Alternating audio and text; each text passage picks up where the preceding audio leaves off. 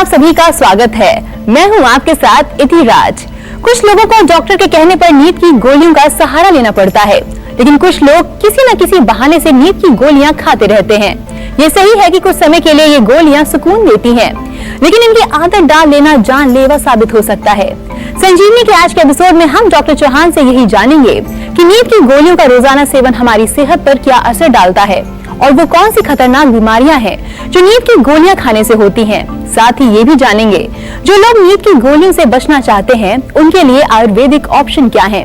तो बने रहिए हमारे साथ, क्योंकि रोज की तरह आज भी चर्चा के लिए हमारे साथ मौजूद हैं विश्व प्रसिद्ध आयुर्वेदाचार्य डॉक्टर प्रताप चौहान। डॉक्टर साहब, बहुत बहुत स्वागत है हमारे इस खास कार्यक्रम संजीवनी में। शुक्रिया जी।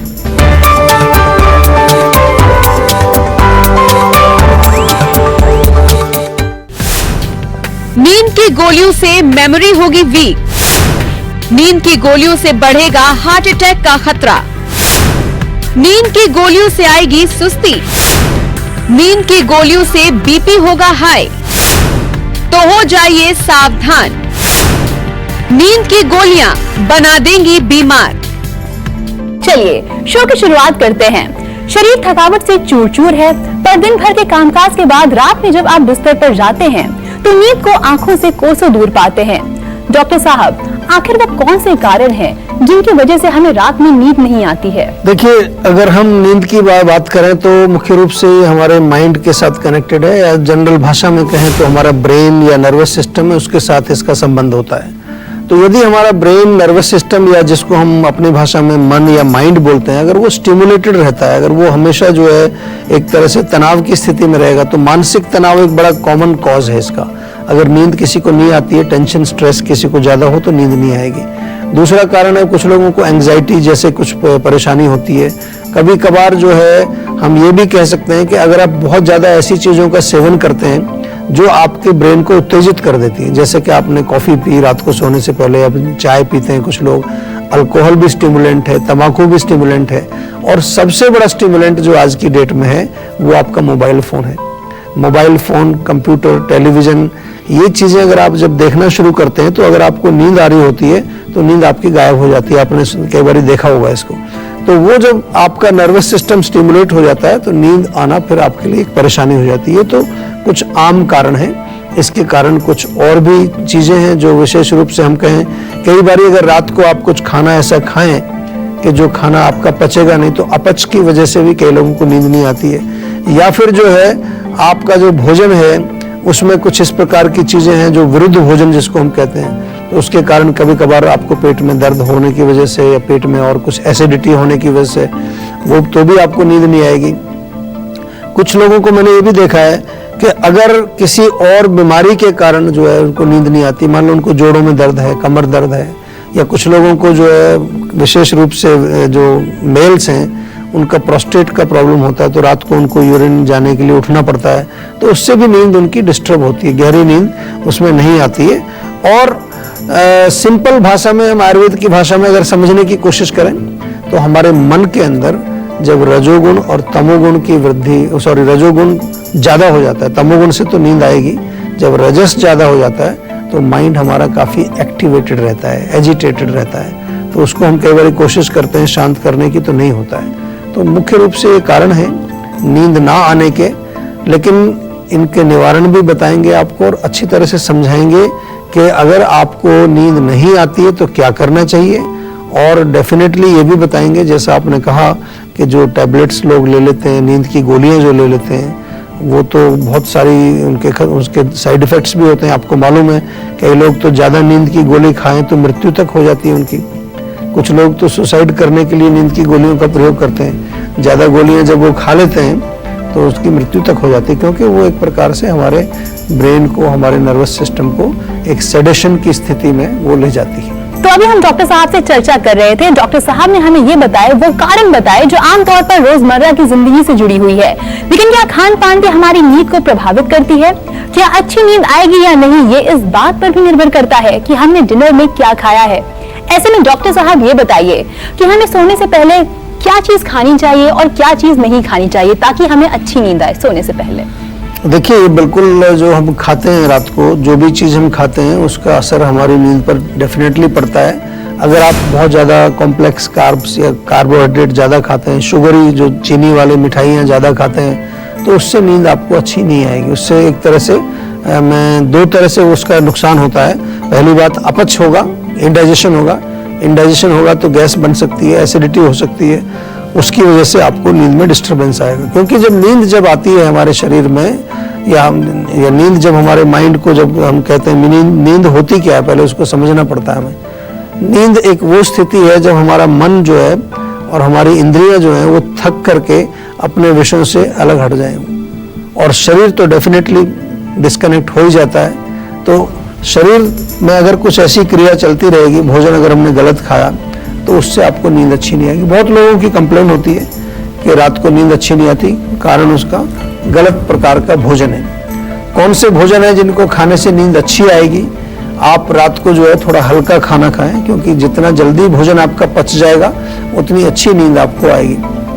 तो इसलिए हम कहते हैं कि खाना जो है, रात का खाना कम से कम 2 या 3 घंटे पहले आपको जरूर खा लेना चाहिए। जब आपका सोने का टाइम अगर 10 बजे है तो 7, साढ़े 7 बजे तक अब अगर आप डिनर कर लें तो बहुत अच्छा रहता है।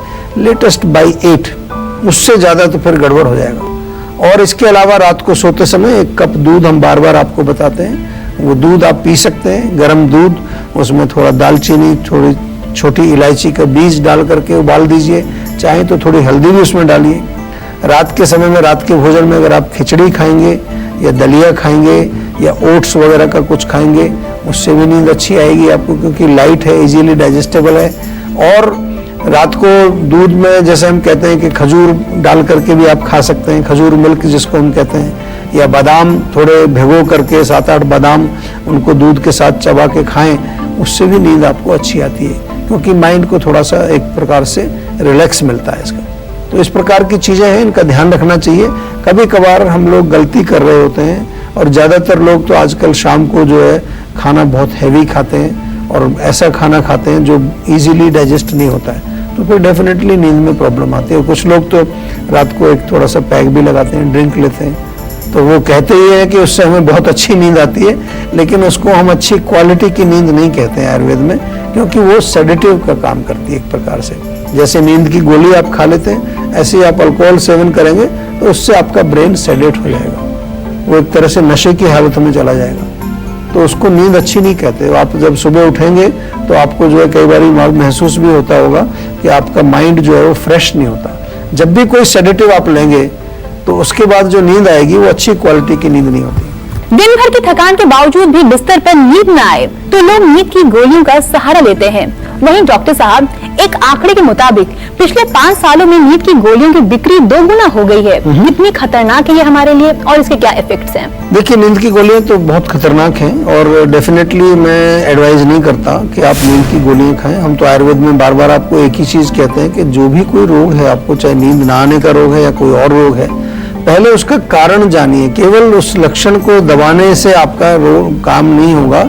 और साइड इफेक्ट्स की अगर हम बात करें, जैसा आपको सभी को मालूम है कि जो नींद की गोली होती हैं उनको सेडेटिव्स बोलते हैं, या सेडेटिव हिप्नोटिक्स एक ग्रुप ऑफ फार्मास्यूटिकल्स हैं, उसमें कई तरह के आपको जो है सॉल्ट्स मिलते हैं। तो ये जब हम खाते हैं तो इसके सेवन से कई प्रकार के जो हमारे शरीर में उसके साइड इफेक्ट्स देखने को मिलते हैं, जैसा कि ड्राउजीनेस डेफिनेटली होती है, खास तौर से जब आप सुबह उठते हैं तब भी आपको बहुत भारी सुस्ती, दिन में जब आप काम करते हैं उसमें आपको सुस्ती रहती है। आपका नर्वस सिस्टम कमजोर होने से हाथ पैरों में जो है कई बारी टिंगलिंग सेंसेशन जिसको हम कहते हैं, जैसे कोई चींटियां सी चल रही हैं, वो होता है। कॉन्स्टिपेशन हो जाती है, डिजीनेस यानी कि हल्का सा आपको चक्कर सा आना या बैलेंस ठीक नहीं रहना, ये सब, हार्ट बर्न आपको यानी कि जलन पेट में होती है, हेडेक, सिर में दर्द हो जाता है, बॉडी में पेन होता है, और निरंतर आपको थकान बनी रहती है। लेकिन लंबे समय तक जब आप इसको सेवन करते रहते हैं नींद की गोलियों को, तो अल्टीमेटली आपका नर्वस सिस्टम कमजोर हो जाता है, और एक समय आता है कि ये गोलियां भी काम करना बंद कर देती हैं, क्योंकि असलियत में जो रूट कॉज है उस पर आपने काम ही नहीं किया। कारण तो अभी भी मौजूद है, जिसकी वजह से आपको नींद नहीं आ रही है, वो कारण तो ठीक नहीं किया आपने। तो आप वो गोली भी आपको एक तरह से उसकी आदत पड़ जाती है, एडिक्शन हो जाती है, और रूट कॉज भी आपका ठीक नहीं हुआ तो डबल नुकसान आपको होगा। फिर आप क्या करेंगे, फिर एक डबल डोज लेंगे, उसकी डोज बढ़ा देंगे।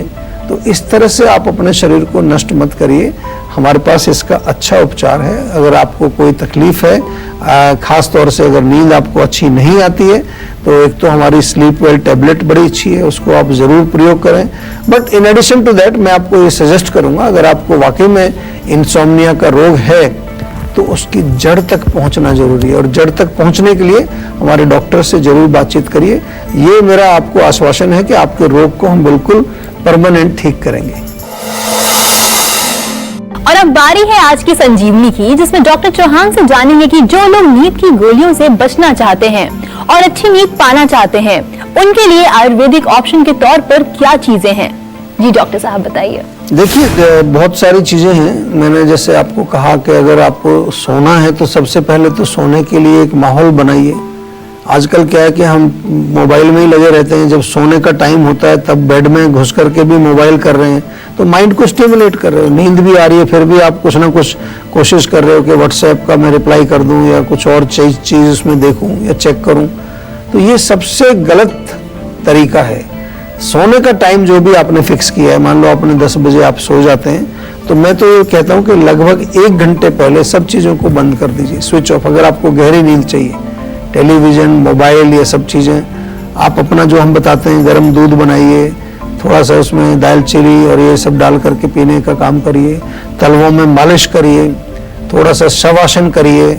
चाहे तो अगर आपके पास फैसिलिटी है तो एक गर्म पानी का जो टब बाथ आप ले सकते हैं, गर्म पानी से थोड़ा स्नान कर सकते हैं, उससे आपको नींद बहुत अच्छी आएगी।